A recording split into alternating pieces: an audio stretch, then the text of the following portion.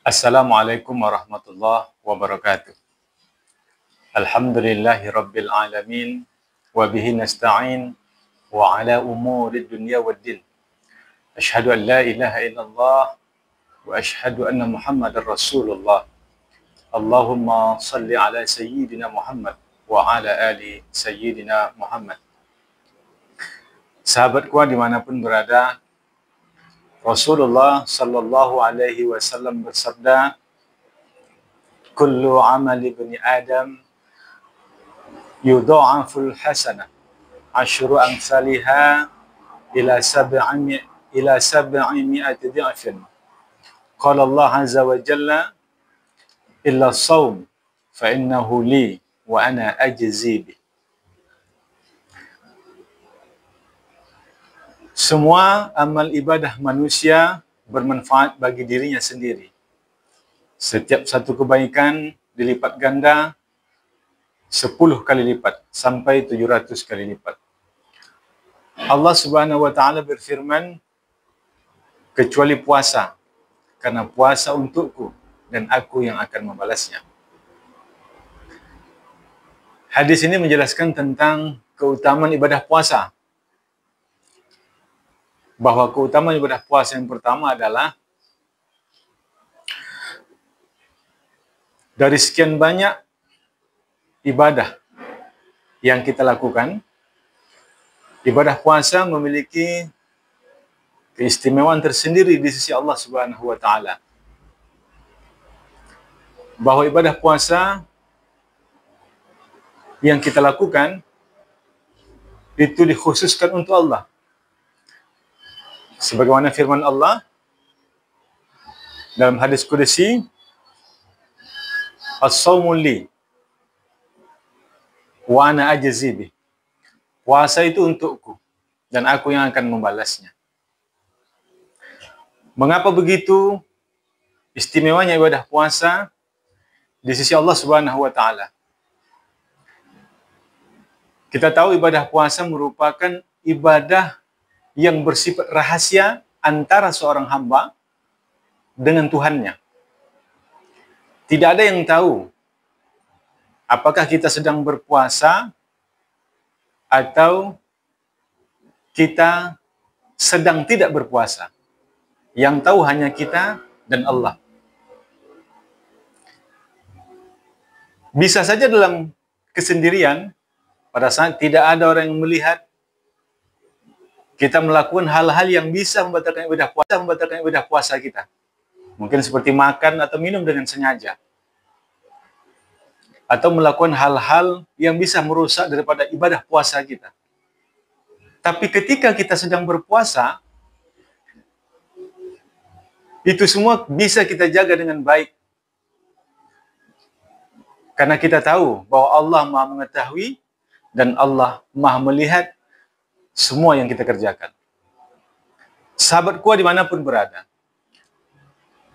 bahwa keutamaan ibadah puasa yang kedua adalah sebagaimana firman Allah dalam hadis qudsi, wa ana ajzi bi, dan aku yang akan membalasnya. Artinya pahala daripada ibadah puasa itu sangat besar di sisi Allah Subhanahu wa taala dibandingkan dengan amal-amal yang lain. Kalau amal-amal yang lain, satu kebaikan dibalas 10 sampai 700 kali lipat. Tapi tidak dengan ibadah puasa. Ibadah puasa nilainya tidak terhingga di sisi Allah. Ibadah puasa tidak bisa dinilai dengan angka-angka dan tidak bisa dihitung dengan kalkulator. Inilah mengapa ibadah puasa memiliki keistimewaan tersendiri di sisi Allah Subhanahu wa taala. Karena nilainya sangat besar dan tidak bisa dihitung. Sahabatku dimanapun berada. Adapun daripada keutamaan ibadah puasa yang ketiga adalah bahwa ibadah puasa menjadi perisai atau menjadi benteng bagi yang melaksanakan ibadah puasa. Bahwa Rasulullah bersabda, maka jika salah seorang di antara kalian sedang berpuasa, janganlah dia berkata kotor, dan berbuat keji. Jadi benteng pertama ataupun perisai pertama puasa bagi orang yang melaksanakan ibadah puasa, bahwa orang tersebut akan terhindar dari perbuatan keji dan dari perkataan yang tidak bermanfaat atau perkataan yang kotor.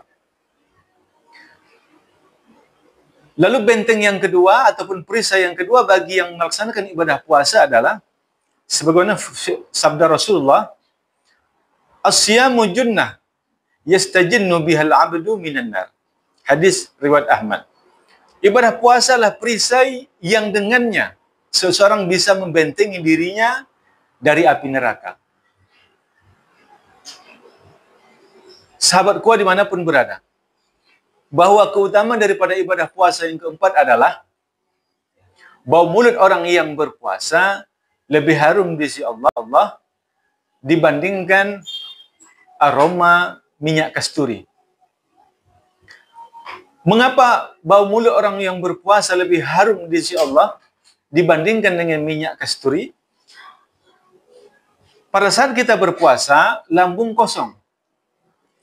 Karena lambung kita sedang kosong, maka akan mengeluarkan aroma yang tidak sedap dari mulut kita.